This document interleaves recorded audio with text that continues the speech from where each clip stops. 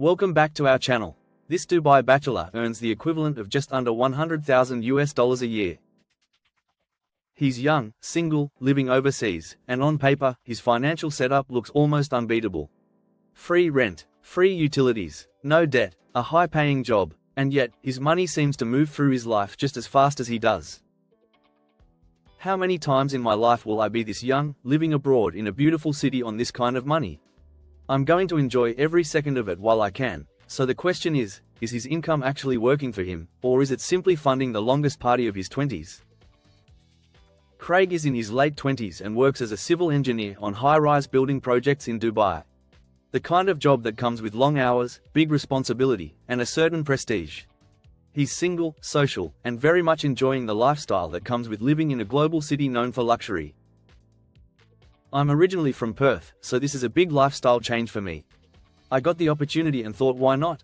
So I packed up and moved a year ago and haven't looked back since. His company provides a 2-bedroom apartment as part of his housing allowance. Rent is fully covered, utilities are covered too, which already puts him in a position he never could have dreamed of back in Australia. There are just so many more perks that come with being here. The cost of living in Australia is quite high, so it's nice to be out of that even if just for a little while. No kids and no mortgage means Craig is free to spend, save and invest his money how he sees fit, but he does acknowledge that this won't be forever. I know I do need to buy a house at some point. I don't know where that will be or what it looks like, but I am starting to think about it. His gross income is around 360,000 dirhams a year, which works out to just under $98,000. There's no income tax where he lives, so what he earns is largely what he keeps. Yeah, the tax thing is great. Tax can be pretty high in Australia, so again, it's nice to have that freedom with my money. On a weekly basis, that comes to roughly $1,900 landing in his account. That's every week.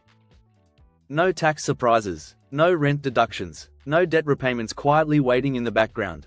Just clean income. When you pause on that number, it feels like he should be racing ahead financially. And in some ways, he is. But the spending tells a slightly different story.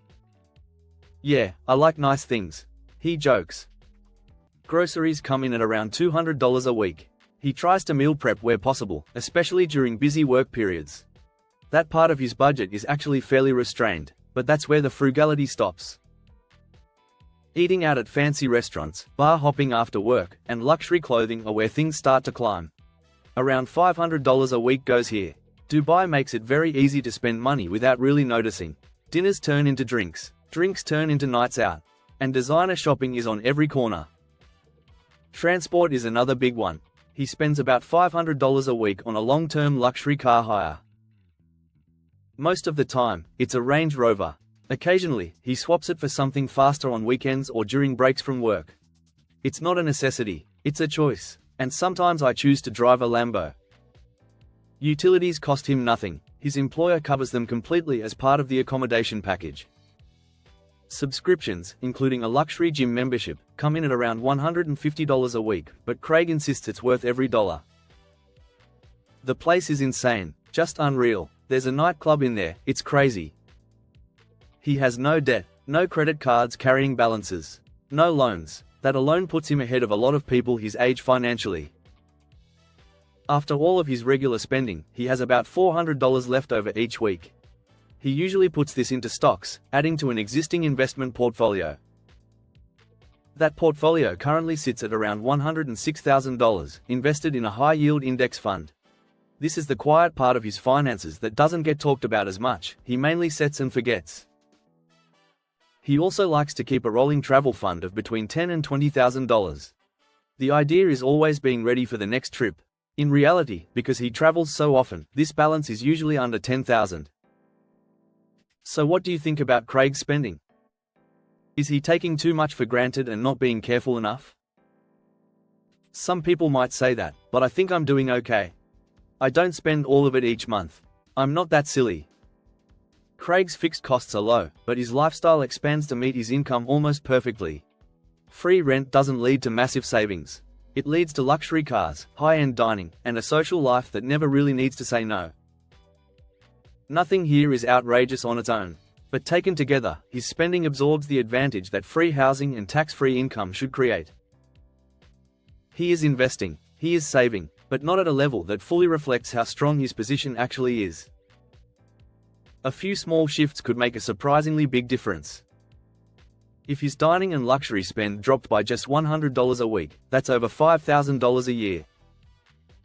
If he swapped the car hire for something more modest and saved even $200 a week, that's another $10,000 annually. Combined, those two changes alone could add $15,000 a year to his investments without touching his core lifestyle. Over 5 years, that's a very different financial future, especially when compounded on top of what is already built. Sometimes, it looks like comfort, like ease, like life being very good right now. But the real advantage comes from recognizing when you're in a rare position and deciding how much of that moment you want to convert into long-term security. Because lifestyles change, cities change, jobs change. And the choices made during the high-income, low-responsibility years tend to echo the loudest later on.